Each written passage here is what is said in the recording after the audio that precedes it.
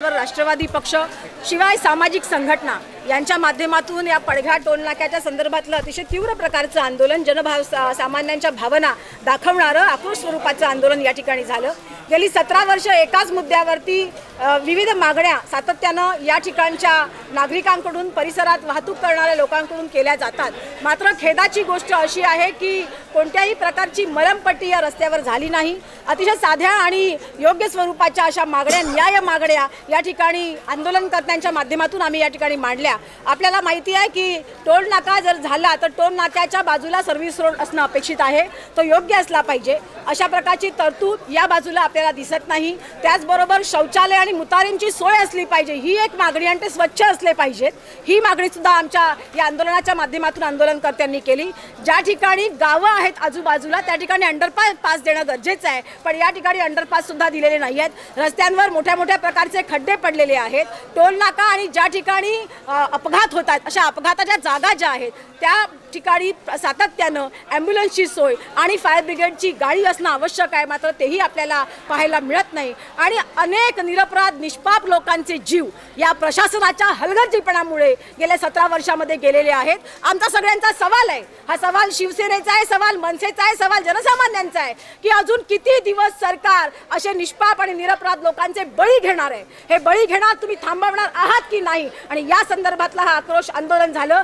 आतापर्यंत सगळ्यांना पत्रव्यवहार करून प्रोटोकॉल प्रमाणे शांततामय मार्गाने हे आंदोलन केलं गेलं। या आंदोलनासाठी शिवसेना आणि मनसे या पक्षातले महत्त्वाचे सगळे पदाधिकारी उपस्थित होते। आपण पाहिलं की या आंदोलनाची सांगता होताना निवेदन सगळे शासकीय महत्त्वाचे अधिकारी यांनी घेतलं। आमची सगळ्यांची मागणी आहे, नॅशनल हायवे ऑथॉरिटी असेल, राष्ट्रीय महामार्ग असेल, राज्य महामार्ग असतील, या संदर्भातले PWDचे अधिकारी असतील, सन्माननीय जिल्हाधिकारी महोदयांकडे या संदर्भातली तात्काळ मीटिंग लावली पाहिजे।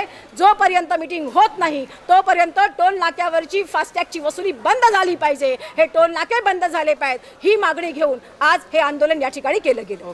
अधिकाऱ्यांनी तुम्हाला काय आश्वासन दिले? अधिकाऱ्यांनी आश्वासन दिलं, आपण सगळ्यांनी पाहिलं, आपल्या कॅमेऱ्यामध्येही ते कैद झालेलं आहे की येत्या 10 ते 15 दिवसात ज्या नॉमिनल आपल्या सुविधा उपलब्ध करून देण्याच्या आहेत त्या नॉमिनल सुविधा 10 ते 15 दिवसामध्ये करून देणार। विशेषतः खड्डे भरण्यासारखा प्रकार असेल, रस्त्याची दुरुस्ती असेल, या संदर्भातलं 10 ते 15 दिवस। मात्र अंडरपासची जी आपली मागणी आहे तर अंडरपास काही 10 ते 15 दिवसात होणार नाही, त्यासाठी त्यांनी 1 महिन्याची मुदत मागितली आहे, कारण त्यांना वरून त्याची परमिशन घ्यावी लागेल। आमचं हे म्हणणं आहे की नॅशनल हायवे ऑथॉरिटी ज्यावेळेला टोल नाका निर्माण करते त्यावेळेला टोल नाकाच्या आदर्श गाईडलाईनमध्ये आम्ही केलेल्या मागण्या आहेत। असं असताना सुद्धा या आदर्श गाईडलाईन प्रमाणच्या मागण्यांनुसार जर आम्हाला झगडावं लागत असेल तर आज सरकार करते काय?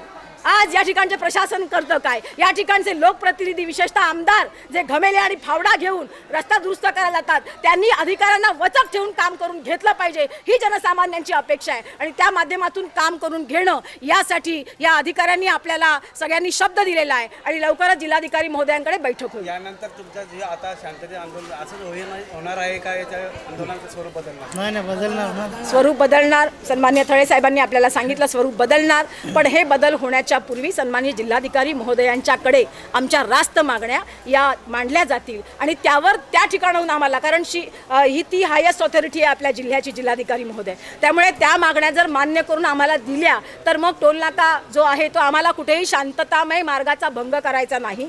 मात्र ज्या न्याय मागण्या आहेत, ज्या सत्याच्या मार्गाने आहेत, ज्या जनसामान्यांच्या हिताच्या आहेत, आदर्श गाईडलाईन यांचा उल्लेख आहे, त्या मागण्या पूर्ण करण्यासाठी जर वेळकाढूपणा केला, याच्या पुढे जर टाळमटाळ केली, याच्या पुढे ठेकेदारांना वाचवण्याचा प्रयत्न केला तर मात्र शिवसेना आणि मनसे स्टाईल खटाक आंदोलन झाल्याशिवाय राहणार नाही। धन्यवाद।